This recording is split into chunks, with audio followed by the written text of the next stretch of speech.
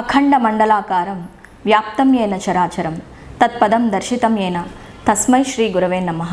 శ్రీ గురుభ్యో నమః. శ్రీమాత్రే నమః. నా పేరు కమలప్రియ. నేను వృత్తిరీత్యా Andhra Pradesh prohibition and excise sub ఇన్స్పెక్టర్గా బాధ్యతలు నిర్వర్తిస్తూ ఉన్నాను. గత కొంతకాలంగా నేను పిల్లల సంరక్షణ, వారి ఆలన పాలన చూసుకోవడం కోసమని నేను లాంగ్ లీవ్లో ఉండడం జరిగింది.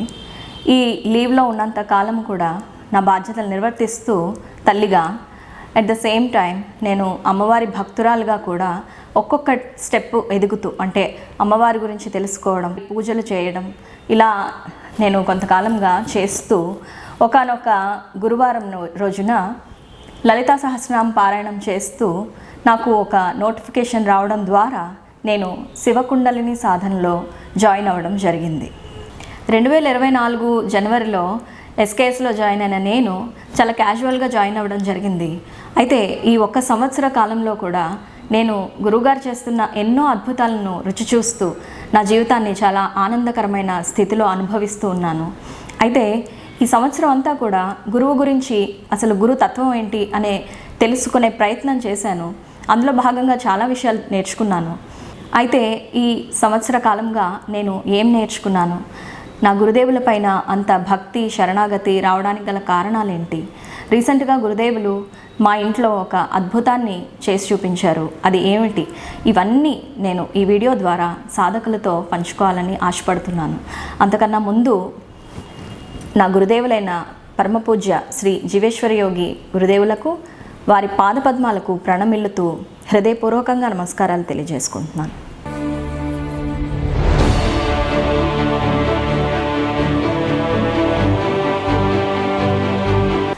గిరతి అజ్ఞానం ఇతి గురుహు. మనలో ఉన్న అజ్ఞానం అనే చీకటిని పారద్రోలి తన యొక్క మంత్రోపదేశం ద్వారా మనలో జ్ఞానాన్ని ప్రసరించే దైవం గురువు. అయితే మన సనాతన ధర్మంలో చాలామంది గురువుల్ని మనం చూస్తూ ఉంటాం. వీరంతా ఎప్పటివారు అనే ప్రశ్న నాలో కలిగింది. అప్పుడు నాకు ఒక శ్లోకం కనిపించింది. కృతేతు దక్షిణామూర్తి త్రేతాయాం అత్రినందనః ద్వాపరే భగవాన్ వ్యాసః కలౌన శంకర స్మృతః. కృతయుగంలో దక్షిణామూర్తి వారు, త్రేతాయుగంలో అత్రినందనుడైన దత్తాత్రేయ స్వామి, అలాగే ద్వాపర యుగంలో భగవాన్ వ్యాసులు వారు, అలాగే ఇప్పుడు ఉంటున్న ఈ కలికాలంలో, కలియుగంలో శంకర భగవత్పాదుల వారు గురుతత్వ బాధ్యతల్ని నిర్వర్తించారు.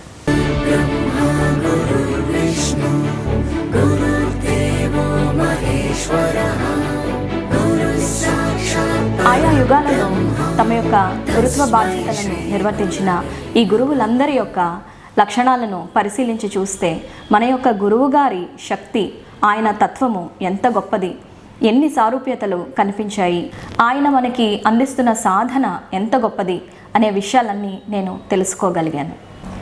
ఓం మౌన వ్యాఖ్యా ప్రకటిత పరబ్రహ్మతత్వం యువానం వర్షేష్టాంతివ సదృశీ గణైః ఆవృతం బ్రహ్మనిష్టైః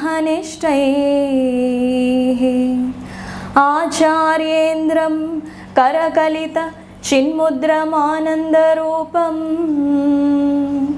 స్వాత్మారామం ముదితవదనం దక్షిణామూర్తిమీడే.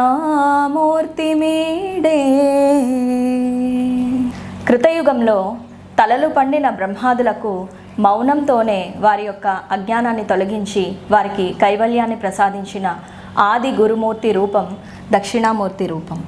గురోస్తు మౌనం వ్యాఖ్యానం శిష్యాస్తు చిన్న సంశయ. వృద్ధులైన శిష్యులకు యువకుడైన గురువు జీవ బ్రహ్మైక్యాన్ని ప్రకటించి చిన్ముద్రతో మూర్తిభవించిన ఆ దాక్షిణ్యమే తమ యొక్క వెన్నులోని వీణను సవరించే యోగనాద వైభవంగా దక్షిణామూర్తి వారి చరిత్ర కానీ శ్లోకాన్ని కానీ చదివినప్పుడు మనందరికీ ఈ విషయము అవగతమవుతుంది. మరి అందరూ చిన్ముద్ర చేతపట్టి మీ వీపు, మెడ, తల నిటారుగా పెట్టి మీ శరీరాన్ని అబ్జర్వ్ చేయండి అన్నప్పుడు మన గురువుగారు సాక్షాత్తు ఆ దక్షిణామూర్తి అవతారమే అనిపించక మానదు. గురుదేవో మహేశ్వరః గురు సాక్షాత్ ఇక త్రేతాయుగంలో అనసూయ అత్రినందనుడైన దత్తాత్రేయ స్వామి ఆ యుగధర్మాలను తన గురుత్వంతో పరిరక్షించారు. ఔదుంబర కల్పవృక్ష కామధేనోశ్చ సంగమ చింతామణిర్గురోపాదో దుర్లభో భువనత్రయే అని వాసుదేవానంద సరస్వతి స్వామి పేర్కొన్నారు.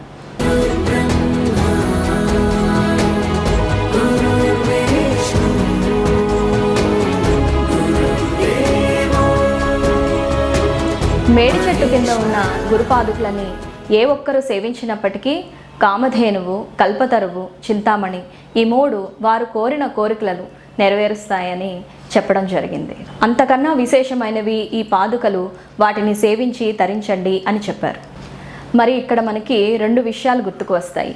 అది కామధేనువు, జీవేశ్వరుల కల్పతరువు. అడగనిదే అమ్మాయినా అన్నం పెట్టదంటారే, మరి మనం అడిగామా కామధేనువు కావాలని, మనం అడిగామా కల్పతరువు కావాలని. కానీ తన దాక్షిణ్యంతో ఈ రోజున కామధేనువు, కల్పతరువు అందించి ఎంతోమంది సాధకులకు తాము కోరిన కోరికలు ఇమ్మీడియట్గా నెరవేరేలా వెంటనే అవి వాటి యొక్క ఫలితాలను అందించేలా గురువుగారు ఎంతో మేలులు అందిస్తూ వచ్చారు.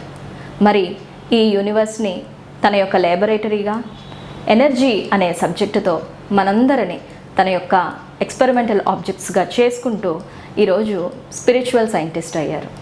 ఏమో భవిష్యత్తులో ఆయన మన కోసం ఒక ఐరావతం, పుష్పక విమానం, చింతామణి తెచ్చినా ఆశ్చర్యపోని అవసరం లేదు.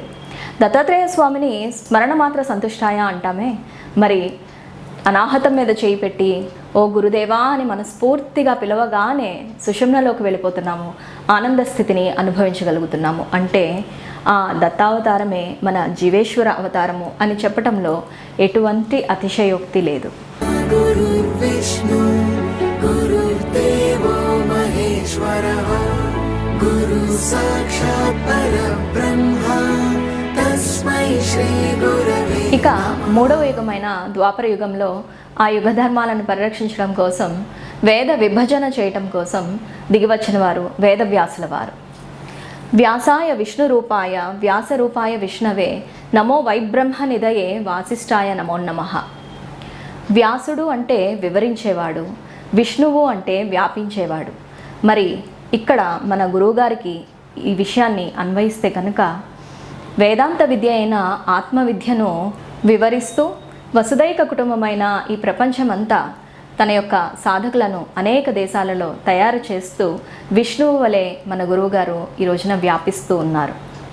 అసలు వ్యాసుడు అంటే ఒక పేరు కాదు, పదవి. అసలైన పేరు అపాంతర తముడు. అప అంతర తమస్సు అంటే లోపల ఉన్న చీకటిని తొలగించి జ్ఞానాన్ని, జ్ఞాన వెలుగులను నింపేవాడు అని అర్థం. ఇక్కడ నాకు ఒక విషయం గుర్తుకొచ్చింది. అదేమిటి అంటే 2024 జూన్లో కాశీలో లెవెల్ 5.1 జరిగిన సమయంలో కాశీ వచ్చి ఏం విడిచిపెట్టాలి అని గురువుగారిని అడిగిన ప్రశ్నకు ఆయన సమాధానంగా అజ్ఞానాన్ని విడిచిపెట్టాలి, అహంకారాన్ని విడిచిపెట్టాలి అని సమాధానం చెప్పినప్పుడు ఆ కలియుగ అపాంతరతముడే జీవేశ్వరుడిగా వచ్చి ఈ మాటలు చెప్పారా అని నాకు అనిపించింది.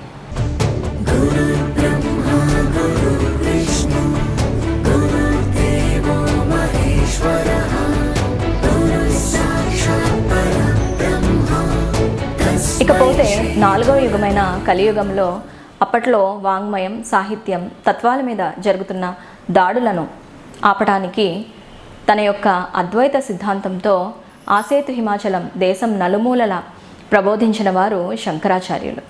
ఆయనకి ఒక శిష్యుడు ఉండేవారు. అతని పేరు గిరి. ఆయన కాస్త మందబుద్ధి, కానీ గురువు అంటే అపారమైన భక్తి, శరణాగతి. ఒకానొక సమయంలో గురువుగారు పాఠం చెప్పడానికని వచ్చినప్పుడు మిగతా శిష్యులను చూచి గిరి ఎక్కడా అని అడుగుతారు. అప్పుడు అదే సమయంలో గిరి ఒక నది వద్దకి వెళ్ళి బట్టలు ఆరేసుకోవడానికని వెళ్తాడు. అప్పుడు గురువు అడిగిన ప్రశ్నకు మిగతా విద్యార్థులంతా కూడా హేళనగా ఆ గిరికి పాఠం చెప్పినా ఒకటే, ఆ గోడకి పాఠం చెప్పినా ఒకటే అని హేళన చేస్తారు. అప్పుడు తనపైన అపార భక్తిభావం, శరణాగతి ఉన్న గిరిని ఒక్కసారిగా ఉద్ధరించాలని శంకరులు అనుకుని తత్క్షణమే అనుకున్న వెంటనే అక్కడ నది వద్దన ఉన్న గిరికి మనోనేత్రం వికసించి బుద్ధి వికసిస్తుంది. వెంటనే గిరి పరుగు పరుగున శంకరుల వద్దకు వచ్చి తన గురువుని పొగుడుతూ ఆనందంతో తోటకం అనే ఛందస్సులో అష్టాదశ పద్యాలను చెప్తారు.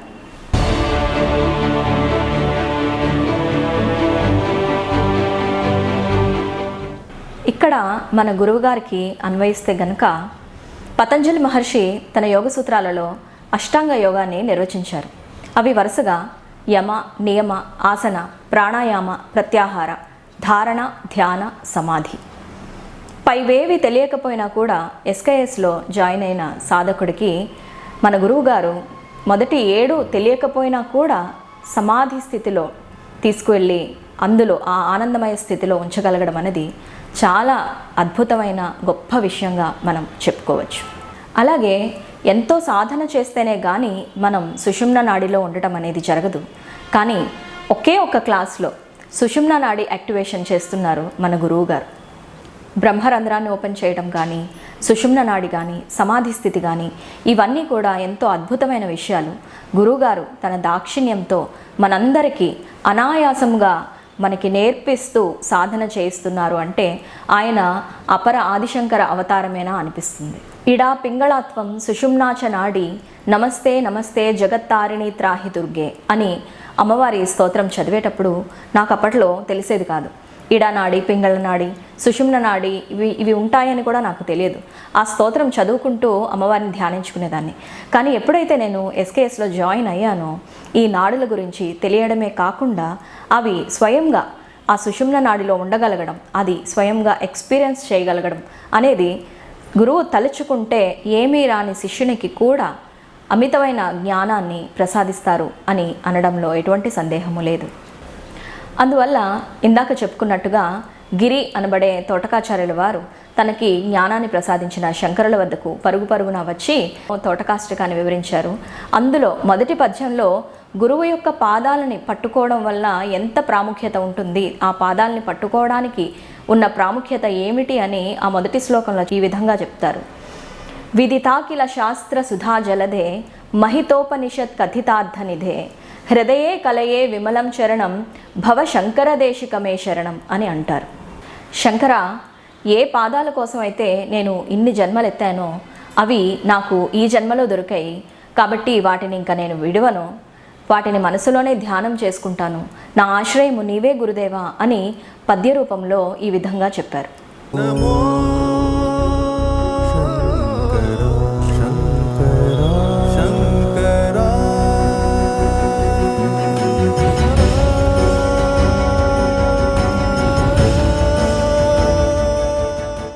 మరి ఇప్పటి వరకు చెప్పుకున్న విధంగా ఇన్ని యుగాలలో ఆయా యుగధర్మాలను పరిరక్షించిన గురుత్వ లక్షణాలను పుణికి పుచ్చుకున్న గురువు దొరకడం అంత సులభమా అంటే కాదనే చెప్పాలి. శంకరాచార్య విరచిత సౌందర్య లహరిలో మొదటి శ్లోకంలో ఈ విధంగా ఉంటుంది. అతస్త్వాం ఆరాధ్యాం హరిహర విరించాది భిరపి ప్రణంతుం స్తోతుం వా కథమకృత పుణ్య ప్రభవతి. అంటే అమ్మా, నేను పూజించడానికి కానీ పొగడటానికి కానీ ఎంతో పుణ్యం చేసుకొని పుడితేనే తప్ప సాధ్యం కాదు అని చెప్తారు. అటువంటిది శివ శక్తి కలిసిన ఆ పరబ్రహ్మ తత్వము ఏదైతే ఉందో జీవుడు తాలూకా కర్మ పరిపక్వతమైంది అని తెలుసుకున్నప్పుడు ఆ జీవుడిని ఉద్ధరించాలి అని చెప్పి అనుకున్న క్షణములో తన యొక్క విద్య అయిన ఆత్మవిద్యను ప్రబోధించడానికి ఒక గురువు రూపంలో మన జీవితంలోకి వస్తుంది. మరి ఈ పాదాలు దొరకడం అంత సులభమా అంటే కాదని చెప్పాలి. ఇటువంటి దివ్య పాదాలను దొరికిన మనము ఎంత అదృష్టవంతులమో కదా. ఇలా ఆ పరతత్వాన్ని గురువుగా భావన చేస్తూ గురువు ద్వారా ఆ పరతత్వాన్ని ధ్యానిస్తూ సాధన చేస్తే ఎన్నో అద్భుతాలు జరిగి తీరతాయి. ఈ విధంగా గురువు యొక్క గొప్పతనాన్ని తెలుసుకుని సాధన చేస్తున్న నాకు మా ఇంట్లో గురువుగారు ఈ మధ్యనే ఒక గొప్ప అద్భుతాన్ని ఆవిష్కృతం చేశారు. విశాఖపట్నంలో ఉంటున్న కారణంగా ప్రతిసారి ఆశ్రమంలో జరిగే ఈవెంట్స్కి నేను హైదరాబాద్ వెళ్ళడం జరగటం లేనందున కొంత బాధపడుతున్నప్పటికీ కూడా ఒకానొక సందర్భంలో లెవెల్ 5లో ఉన్నప్పుడు గురుదేవులు కొన్ని మాటలు చెప్పడం జరిగింది. అవి నాకు గుర్తుకొచ్చాయి. మీరు చిత్తశుద్ధితో శరణాగతితో ఇంటి వద్దనే ఉండి నన్ను ధ్యానిస్తే నా యొక్క ప్రెజెన్స్ మీరు ఫీల్ అవుతారు అని చెప్పడం జరిగింది. ఆ విధంగా ఆ మాటలు నిలుపుకుని మా ఇంట్లో నేను ఒక గదిని ప్రత్యేకించి పూజకి మరియు ధ్యానానికి కేటాయించుకోవడం జరిగింది. ఆ ప్రదేశానికి మణిద్వీపం అని పేరు పెట్టుకున్నాను. అలాగే ఏదైతే ధ్యానం చేసుకునే స్థలం ఉంటుందో దానికి శ్రీ జీవేశ్వర ధ్యాన మండపంగా పేరు పెట్టుకున్నాను. అక్కడ ఒక గురువారం రోజున మన గురువుగారి సాక్షాత్తు శివస్వరూపంగా వెలిసిన ఆ పటాన్ని ఆవిష్కృతం చేసుకున్నాను, అక్కడ మలుచుకున్నాను. అందులో నేను గురువుగారి రూపాన్ని చూసి ఎంతో తన్మయత్వంతో ఆ రోజున గురుదేవా, మీరు నాకు ఒక అద్భుతాన్ని చూపించాలి అని నేను అడగడం జరిగింది. ఎందుకంటే ఆ మాటలు గుర్తొచ్చాయి. తప్పనిసరిగా గురువుగారు తన యొక్క ప్రెజెన్స్ నాకు చూపిస్తారు అనే నమ్మకం కలిగింది. చంద్రచూడ శివ శంకర పార్వతి రమణాని నగే నమో నమో నమో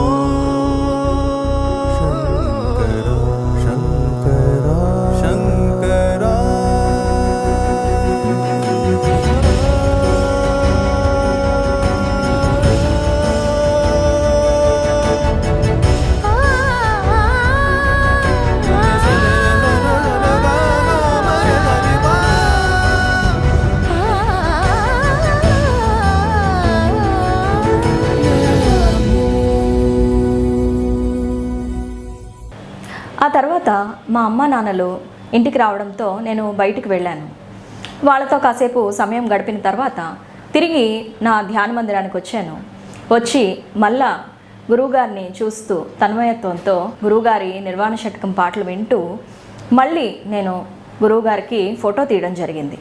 ఆ ఫోటోలో ఇప్పటి వరకు కని విని ఎరుగని రీతిలో గురువుగారు తన అనాహతాన్ని బయల్పరచడం జరిగింది.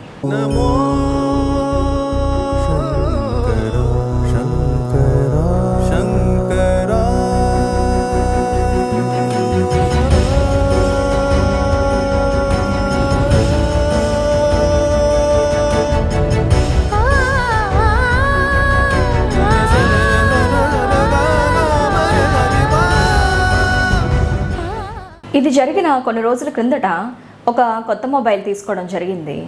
ఆ మొబైల్ తీసుకున్న వెంటనే నేను గురువుగారికి దాన్ని ఎనర్జైజ్ చేయమని కల్పతరు చేయడం జరిగింది.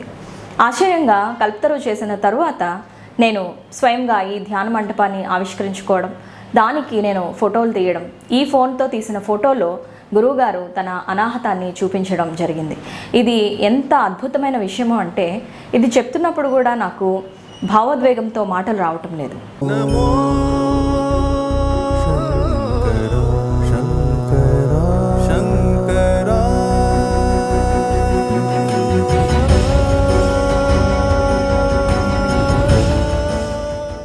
లలితా సహస్రనామాల్లో ఒక నామం ఉంటుంది, మూల ప్రకృతి రవ్యక్త వ్యక్త వ్యక్త వివర్జిత. అంటే అమ్మవారు వ్యక్తం అవ్వాలి అనుకున్నప్పుడు తనపైన శ్రద్ధాశక్తులు ఉన్న భక్తులకి అప్పుడప్పుడు ఈ విధంగా తన మహిమల్ని చూపిస్తుందట. మరి మహానుభావులు కూడా అంతేనేమో. అందరికీ తమ శక్తిని నిరూపించుకోవాల్సిన అవసరం వారికి ఉండదు. కానీ ఒక్కోసారి తాము అనుకున్నప్పుడు ఇలా అద్భుతాలను కూడా చేయగలరు అని నిరూపించారు మన గురుదేవులు.